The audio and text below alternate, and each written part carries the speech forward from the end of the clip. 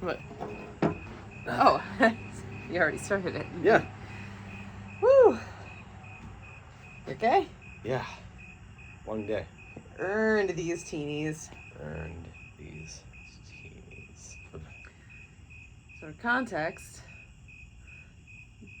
you left at about 9:15 this morning with the girls. Drove down to Gurney, Illinois.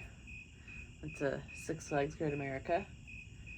Did the amusement park with the girls. A well-earned little treat for everything that they did this. Of course, they had to pay their tickets, right? They paid for their own tickets. Yeah. So, but you know, they treated it like I was treating them. Like it was obviously I paid parking was $35.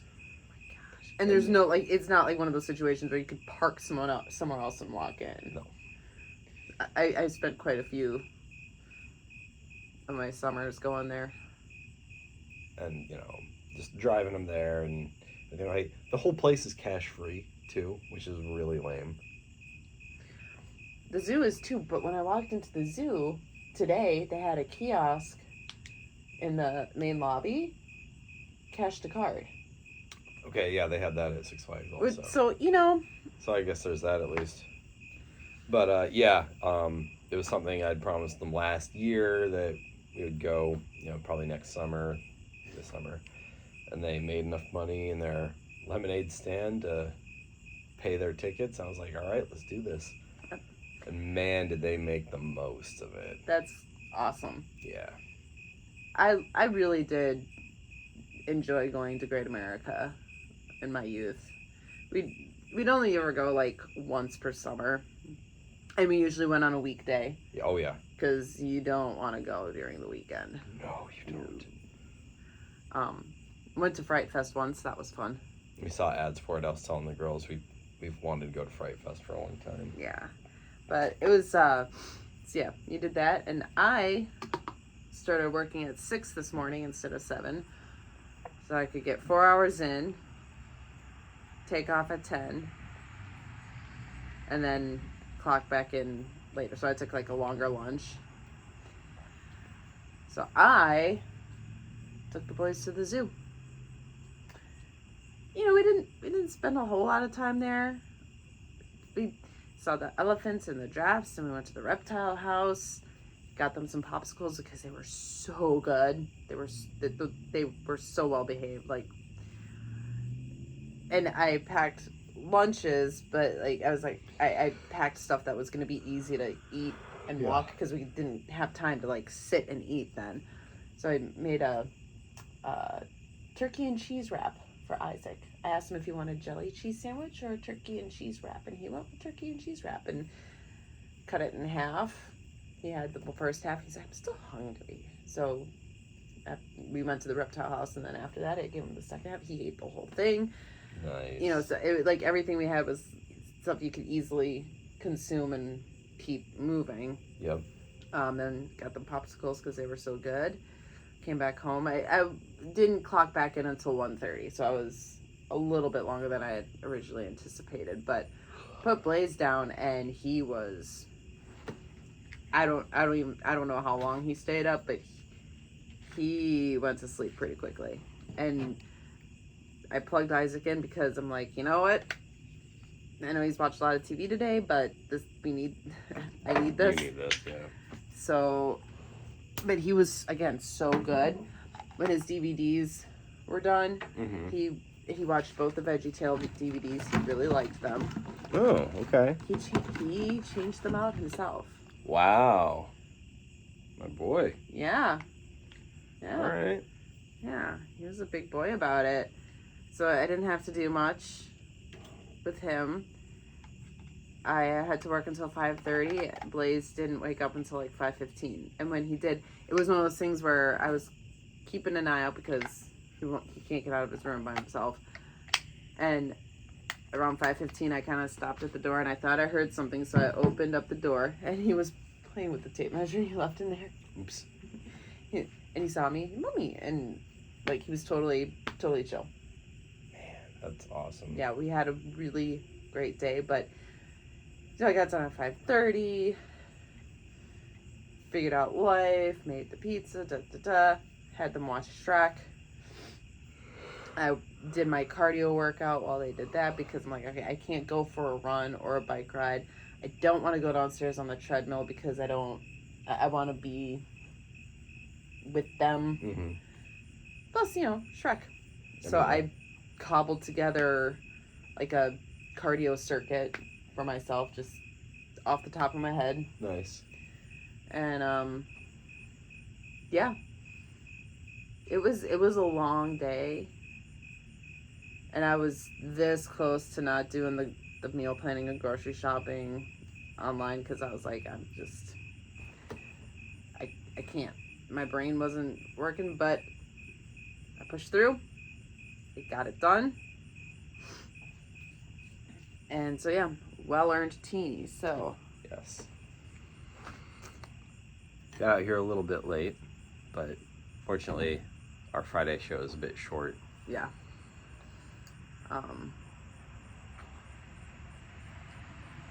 And we have a busy day scheduled for tomorrow. Whew. Yeah, more walking. But free Irish Fest tickets. I mean, can't argue with that. My mom texted, she's like, you're saving like $75. It's totally worth it. Okay. Yeah. Because we would have to pay for us and Hannah. Right. 12 and under are free. So. I mean, yeah, it's worth it and it'd be fun and yeah. Again, we can do it later in the day. We might run into some rain. But, yeah. Just like German Fest. Yeah, it ended up being fine. It's supposed to be hot again, so I think a rain would be a nice reprieve. It'll clear out this humidity. Yeah. But yeah. And we're hosting my parents on Sunday. And we got Monday and Tuesday, and then school starts. Yeah. What a whirlwind. Yeah, it starts 8th grade. It's funny because somebody in my class of 2002 group on Facebook, somebody shared that they came across they were at their grandparents' house going through some stuff, and they came across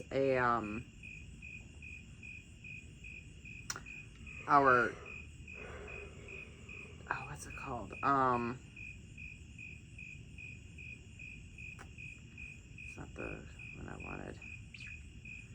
I just wanted to share with everyone what I found at my grandmother's house. Seems like forever ago.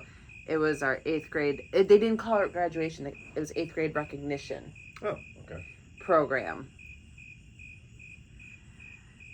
June 1st.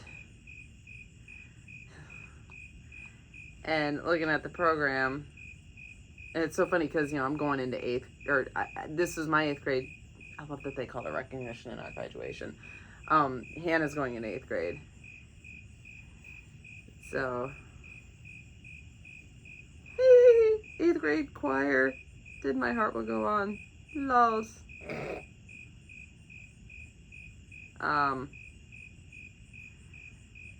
1998? Yeah. So Titanic was what, 1 year old? Yeah.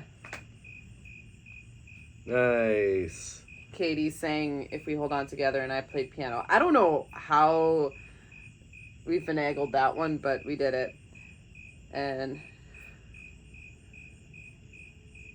that's Stephanie Furr. No kidding. Oh, yeah, okay. So yeah, it's fun. That's cool. That's cool. Yeah. Lols. Anyway, 8th grade. And it's weird because this time next year, I'm going to be, going into 8th grade and going into 1st grade and going into high school. Yeah. Yeah, I'm not mentally dealing with that yet. I'm hoping also maybe doing K3 at St. Mary's for Blaze. Sure. It wouldn't have really worked out for Isaac because of how we had things set up then, but Mm-hmm. I think we can make it work for Blaze. And I think he needs that kind of... I'd like him to have that kind of school sort of setting. A little socialization. Little classroom kind of thing before he goes to Aquinas. But like, it's not a big deal if he doesn't, because there's a bunch of homeschoolers. But, oh my gosh. Think about that. Like, 2 years from now, it'll be K4. Mm-hmm.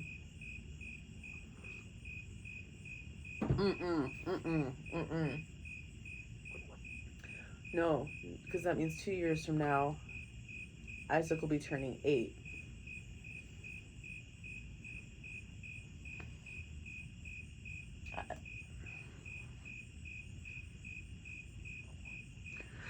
No, it's weird because I just came across a memory or something when Hannah was 8, and I'm like, that wasn't that long ago. Yeah.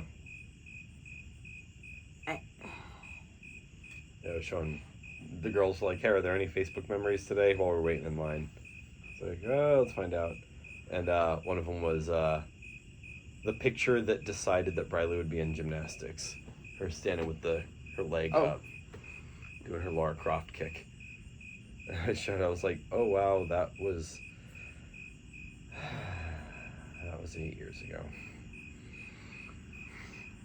And she was 4. Yeah, time flies. Time flies, man. Anyway, Twisted Metal. If you don't pay attention, you might miss something. Yes, Twisted Metal. I loved this episode. I'll be honest with you. Well, yeah, because you like the one guy. Well, first of all, yes. Second of all, they did him justice. Like, it's one of those characters, it's like, how do you bring that to live action? I respect it. And 3, just, there's a lot of nostalgia, you know, Grimm and him, and I don't know. I'm just excited. Well, I like, again, not knowing the video game, like, I really appreciated the story. Mm-hmm. You know, yeah, a lot of fun stuff that I'm looking forward to touching on.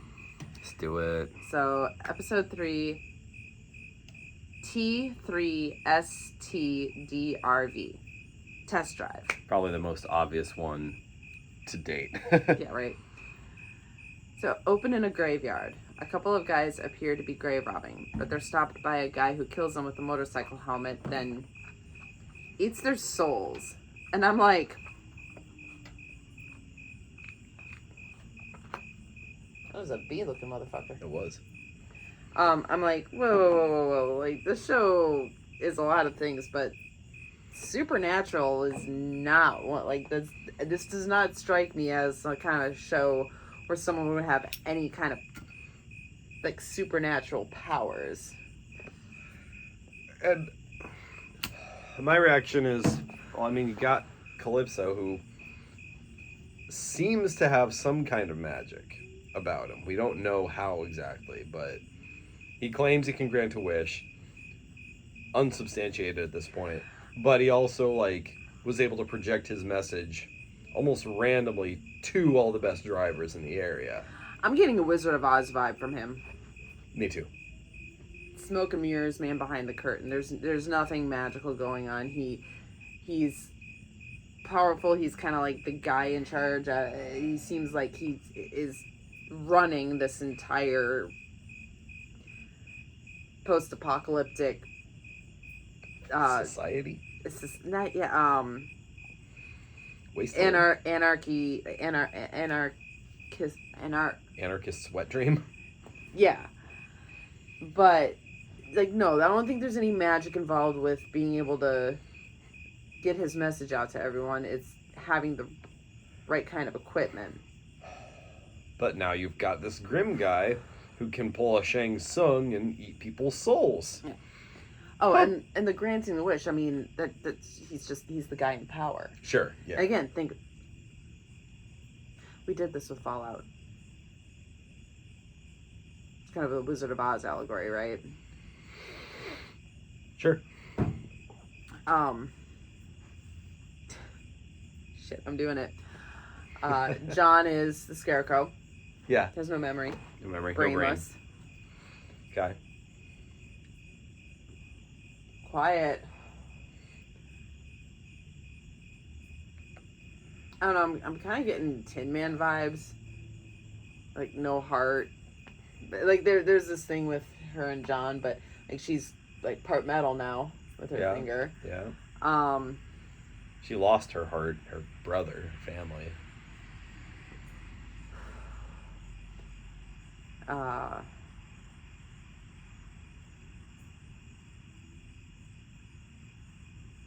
that's about as far as I got. But Calypso is the wizard. It's all a show. It's all sleight of hand, you know. But like this whole granting wishes thing, that's very much like the wizard, you know, kill the Wicked Witch of the West, and I'll do whatever you ask. Like, you know, oh, the wizard can do anything. He can grant anything. So he gives he gives us specific tasks that he doesn't think anyone's going to be able to accomplish. So he never has to get called out on not granting the wish until Dorothy actually does it. And then it's, nope, sorry, never mind. And all right, well, since you brought this up, what could his end game be? Because it's not an impossible task. It's a tournament. Somebody has to win. Right. I hadn't really gotten that far. I was just mostly thinking, like, okay, so the wishes thing, right? Like, I'll grant you any wish you want. Well, you're probably looking at it from okay, somebody is like, I'm sick, I'm dying, I have some disease. Well, then I'll give you all of the best medical care that is available. We want to pull the walls down. That doesn't take magic. Like, no, there's nothing magic about it. That's about as far as I've gotten, though. What about the why? So I have a possible theory.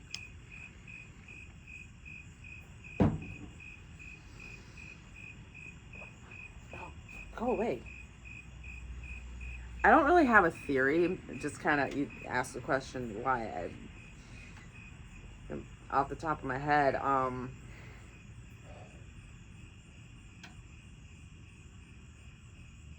he's a sociopath, and he just wants to see people Could be. kill each other. I don't know. It could it's a just shot be, in the dark. Could be entertainment. I mean, that's a thing. Post-apocalyptic people do need entertainment. Like Wizard of Oz meets Gladiator. Sure. And it's interesting you bring up Gladiator because my theory is that he's threatened by one or all of them. Ah, okay. It's like pit them all against each other. Problem takes care of itself. Sure. Was it just this year that we watched Gladiator, or was that last year? I think that was last year. Okay. All right. I think I need a tissue. Do we have any? No, we don't. All right. I just have a little something. All right. So yeah. Wow. Almost 20 minutes in. Let's start talking about the episode. Yummy. Does he have the personalities of the souls he's eaten? He does kind of take on this accent. He's like, welcome, you'll like it here. Like, as if welcoming the soul into, well, multiple personalities? Who knows? He then resumes digging up the grave, which is his father's. He finds what he's looking for and rides a motorcycle out of the grave. Okay. Cut to Quiet and John on their way to the tournament, which is 2 days away. Quiet tells John some funny baby doll story. Lol, Popeye. Quiet tells John to go out of his way to get to know Baby Doll. John isn't interested, though. Quiet fakes car troubles, so John gets out of the car to investigate, and Quiet drives off, telling him to talk to his sister. So they do a little change places, and John ends up with Baby Doll. Meanwhile, Ashley ends up with Jeremy. The man bitch. She asks him about their old house, and they end up chatting about Babysitter's Club. Like, that's what finally makes him open up. He's like, oh shit, yeah. She tells the two cars to do some scouting, and she takes John on a little detour. Quiet, happy at the solitude, rocks some Metallica. Wait, this isn't Metallica? This isn't Metallica at all. So she gets out this disc, right? And it's Metallica on the cover, and I'm like, that's not gonna be Metallica. There's no way. No, she's not. No, it's gonna be some like something that she would not want to admit. Because it was in a Metallica case. It was in a Metallica case. It was little Michelle Branch action. Fuck yeah. You're everywhere to me. When I close my eyes, it's you I see. So she's rocking this out, man. I think Stephanie Beatrice, she's a singer, isn't she? I'll get there. It's interrupted by Mayhem yelling at her, so Quiet pulls over and asks WTF. Mayhem, after trying to give like this kind of weird, like, oh, you saved me, da da da, and Quiet's like, and she's like, yeah, I laid down a little thick there. I like Mayhem, and I'm really hoping that they're not doing like a. I hope they don't go in like a weird direction. With the whole "you saved me" thing, it occurred to me for just a second that they could, but no, this seems like pure mentor-mentee relationship to me. Yeah, like a little sister sort of thing. Yeah. Plus, I mean, we saw a little trailer clip, and things are still hot and heavy between John and Quiet. So it would seem. So it would seem. So that goes well. Mayhem insists she's the best driver on the West Coast, so Quiet puts her to the test. That goes well. She straight up doesn't know how to drive. Mayhem tricks Quiet and tries to steal the car, but she still doesn't know how to drive, so Quiet does a victory dance. Meanwhile, Stephanie Beatrice was having a ball in this episode, I can tell. And I enjoyed watching it.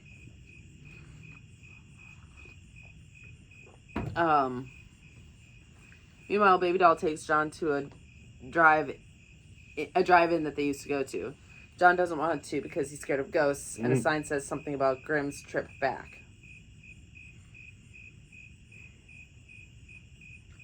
Oh. You didn't catch that? Not really, no. Baby Doll shows John the spot they would hang out and tells him to get into an old, rusted-out car.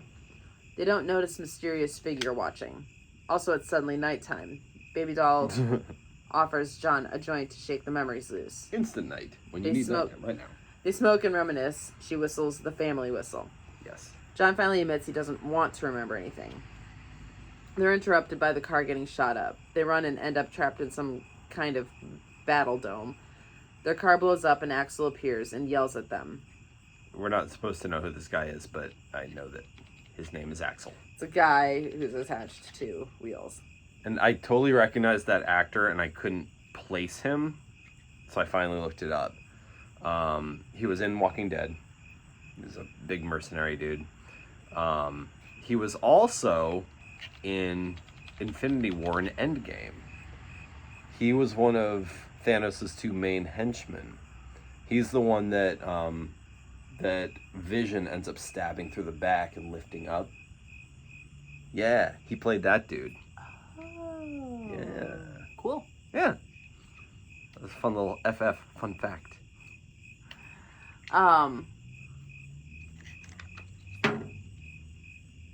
They run and he shoots at them a lot. John returns fire and Axel deflects his shot back at Baby Doll's face. Yeah. He shot me! No, he didn't actually. He really didn't. Like, come on. Okay, new plan. Run some more and hide. Baby Doll is pissed at him for jacking up her face, so she sews it up, much to his and my disgust. And dude, I gotta say, like, again, I know I said this already, but they did the character justice. Like, it looks good. Like, how are you gonna do a guy strapped up to two giant wheels wheeling around without looking ridiculous? It looks pretty fucking cool. And what I want to say here too is, oh, well, actually, not quite yet. Cut to Mayhem receiving driving lessons from Quiet. It's rigorous training. Okay, final lesson. Quiet shoots a gun in her face while Mayhem freaks out. She gives up and gets back in the trunk. And that seemed kind of triggering for her. Trigger. Triggering. Back with John and Baby Doll, they need to figure out how to end the sound wave barriers blocking them in. But it was really cool in this scene because she was like, oh wait, maybe it was the scene before she sewed it up. She's like, it's this classic like kind of Gen X, early millennial thing where it's like, oh, what happened? No, you're okay. It's okay. You're okay. Like, does it look bad? It looks fine. It really don't. Kind of like don't tell mom. Yeah. Kind of thing. And then they're like fighting and they're like doing this and sorry. No, I had just taken a drink of water. And it's like, it's buried there. Like you had this really cool sibling moment. It was like you were transported back to when they were kids. Yeah. And Baby Doll wasn't trying to force it. It was just naturally occurring. And John was playing off of it. Like it was so natural that they had done this kind of thing before. Without any without any character or relationship building, but with this known barrier. But you're right, it's this unspoken thing where suddenly they are siblings. Mm-hmm. Actually really well done. Mm-hmm. I didn't appreciate it at the time, but you're absolutely spot on. Yeah, it occurred to me at the time. It's like, okay, there it is. Mm-hmm. And the show did such a good job because they didn't have this weird moment like,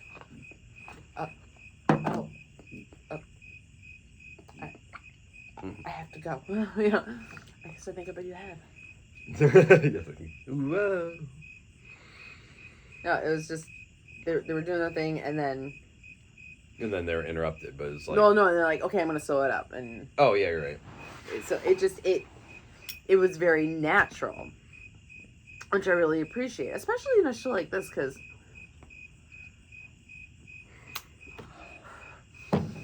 it's a show that doesn't take itself seriously. It's clearly popular enough that it's gotten renewed a couple of times now. I don't know that this one may not have already been renewed for a third season. I'm thinking of Fallout. Yeah. Oh yeah. But the character chemistry is so good.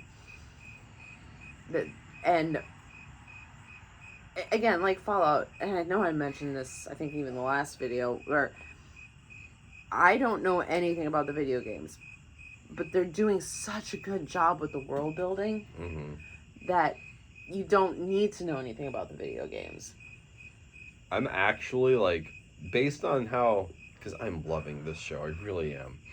Based on how this and Fallout went, I'm weirdly optimistic for the Zelda show that they're working on all of a sudden. Like, well, especially because they decided not to cast the transgender. That was never a possibility. That was all that transgender's marketing team putting it out. Yeah. It's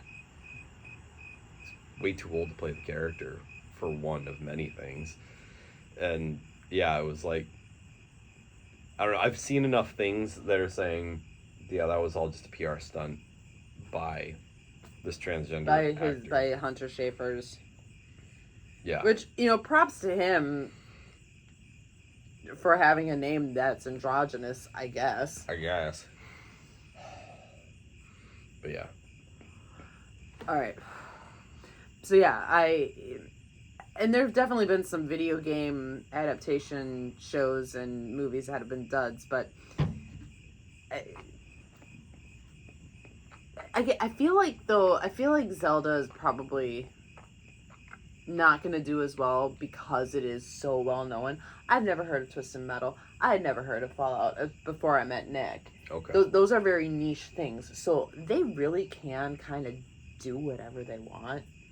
I mean, no. Okay, what I mean by that is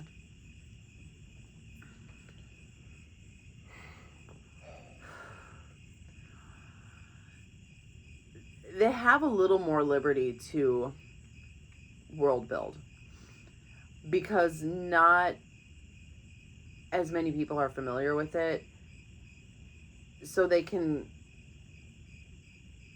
it's weird. It's like they have the liberty to stick close to the game, but fill in some blanks. Well, sure. I mean, so Fallout, there's a very strict canon, I guess, and very dedicated fan base. But the main character was a new character. Same with Lucy? Yeah, Lucy was a created character for the show. So you can do whatever you want story-wise as long as you follow the core canon. Twisted Metal, again, John created character. So you have What about Quiet? Quiet too, I believe.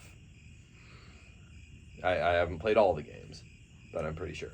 So yeah, you can take lots of liberties as long as you have some fan service characters, follow the basic storyline or the advanced storyline. But if you're following characters that you created, yeah, put them in that world and write your story. And I'm not sure that they're going to be able to do it with Zelda because it is so much more popular. Like, again, I've never played it. I don't know the lore, but I've heard of it.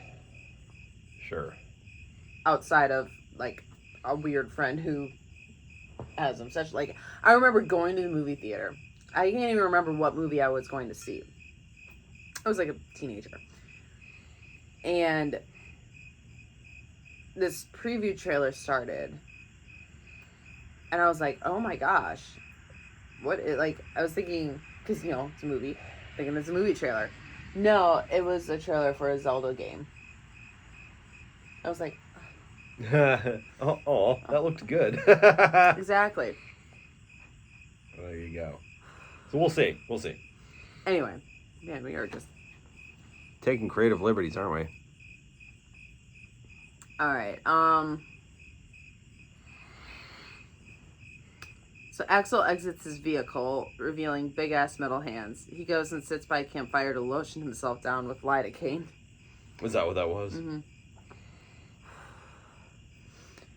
Oh, Ashley and Jeremy. Whew. And of course, at this scene where they're going at it in the car, Briley shows up at the window and they're like, pause. And we're like, can we skip this? But it was mercifully short. Yes. They are ambushed by Grimm. Yes. Back with Mayhem and Quiet. Quiet coaxes Mayhem out with a snack. Rattlesnake jerky. Apparently it takes some doing to get it right. She asks why Mayhem wants in the tournament. Mayhem says she's not afraid of dying, but if she wins, she can wish for a better life. Back at the drive-in, Axel drinks some gasoline and sits down. What the fuck is this guy? And he sits down and he has this, like, stuffed tiger, and he's, like, laying down. He's starting to cry. Yeah. It's like, okay, that's weird. John and Baby Doll take the opportunity to go into the lobby to cut the power. They see a bunch of creepy car/animal experiment stuff. They're ambushed by the mad scientist that created Axel, who grabs Baby Doll from behind and holds a knife to her throat. A scalpel. Some hilarious racist talk, and they accidentally kill the scientist. That was so great. That whole scene just cracked me up.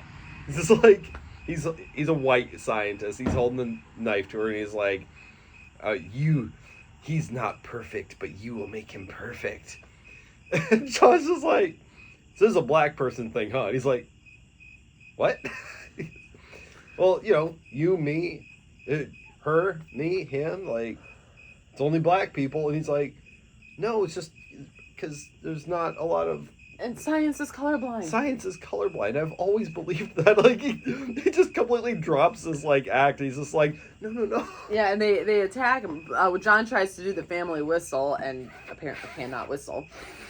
And they end up throwing him out the window and he gets impaled. And his dying words are, some of my best friends are black. So random. But he cracked me up.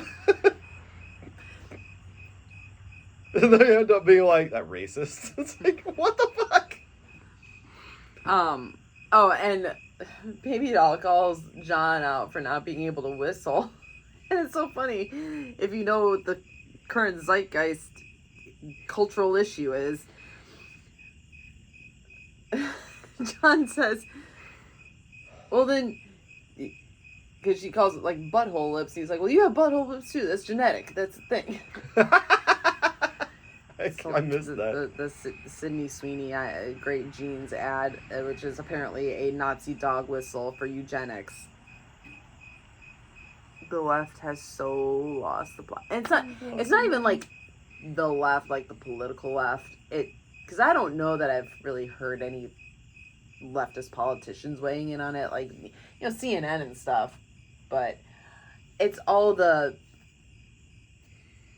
purple-haired land whales. The othered. Yeah. The they-thems. It's like, I do not have the same kind of genes that Sydney Sweeney has, which apparently Sydney Sweeney and even like Anne Hathaway are mid. And as Sean Head said, if they're mid, I'm like Sub-Zero. I'm beneath the Earth's surface. Like, where does that put me, man? Who's like higher than that? Like, if you say Bonnie Blue, ugh. Not only because of what she's done, but like, ugh. Ugh. Ugh. All right. Baby Doll works on cutting the barrier, and John tells Axel he can leave, and they just want to go their separate ways. Axel appreciates it and leaves. Axel, like, again, he's suddenly not like this intimidating thing. He's like, dude, you gotta speak up. Use your big boy voice.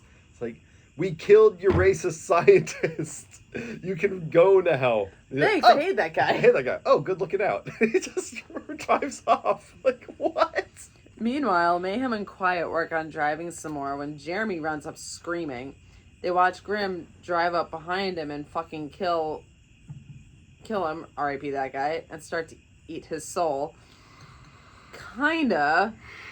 Turns out it's all in his head. And I was like, oh, okay. There you go. Thank you. Because I'm like, where is the show all of a sudden getting supernatural shit? But no. And then, because you see it from his perspective, and then you see it from Mayhem and Quiet's perspective, and he's just like, ah. And they're like, what is she doing?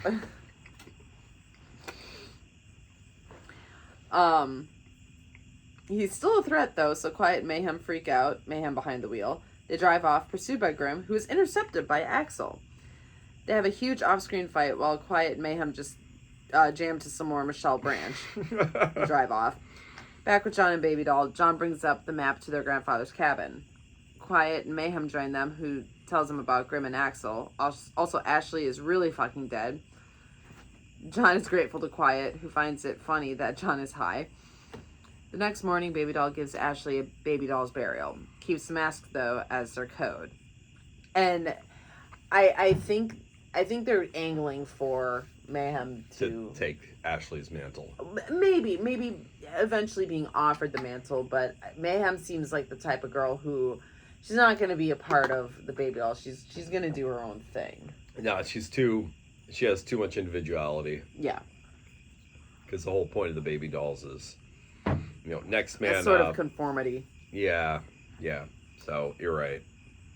But like, I feel like it's going to be one of those. It's going to be offered, and she's going to say no, but it's going to be in like kind of a respectful sort of way. Mm-hmm. Like it's not going to be like, no, I'm not going to be with you bitches. It's going to be like, well, she might even say that, but it's going to be in a lighthearted sort of. Agreed. But the code is to keep the mask to get on to the next worthy individual. The four of them look over a hill at Diesel City. The plan: steal weapons. End scene. I think our assessment is officially longer than the episode. It is. Always good times when that happens. So yeah. Yeah, they better steal those weapons quick because they got 1 day before the tournament starts. I don't even know where the tournament is or how far a drive it is for all of them. Isn't it in Chicago? That's where Calypso is. I guess. But where's Diesel? Diesel City is probably Detroit. Oh, yeah, good point. That's a day's drive. That's fine. Not even a day's drive. Depending on traffic. There probably isn't much.